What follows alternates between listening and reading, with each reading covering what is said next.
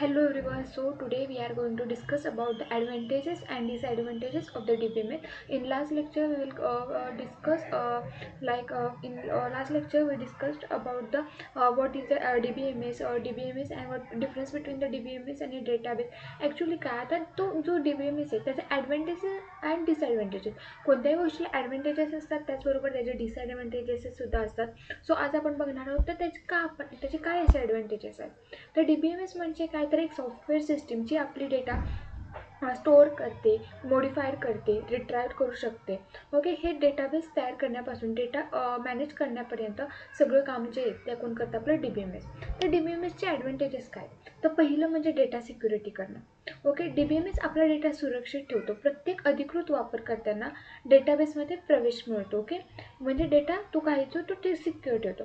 Second म्हणजे data integrity, म्हणजे जो काही डेटा नेहमी येतो तो बरोबर आणि अचूक राहतो.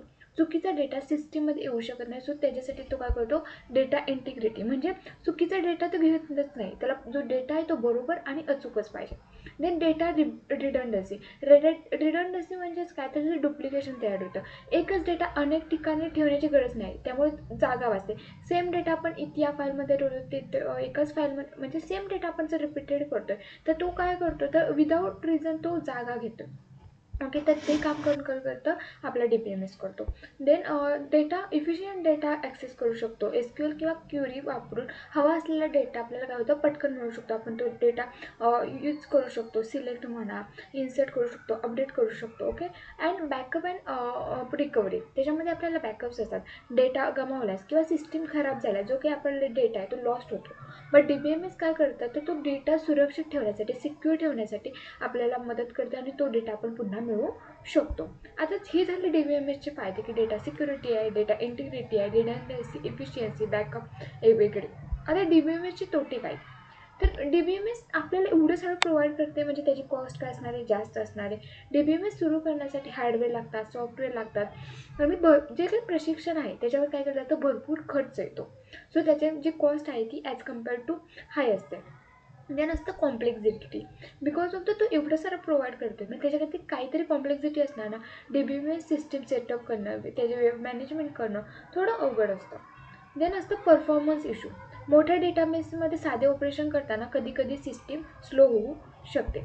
डेटा रिस्क, आपण म्हणतो डेटा गमावलेला होतो, but risk of a data loss. Okay, सुरक्षिततेची योग्य व्यवस्था नसेल तर सेंट्रल डेटा गमावण्याची धोका राहतो. Okay, then maintenance overhead, system सतत मॉनिटर, अपडेट आणि ट्युनिंगची गरज असते.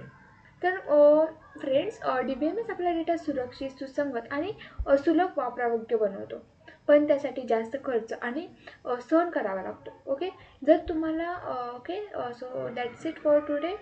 Here is a you can see.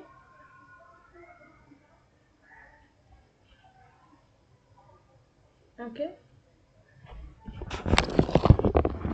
I will show here difference, so you can. Okay, here is a difference between the advantages of and disadvantages of DBMS. Already I covered all things. So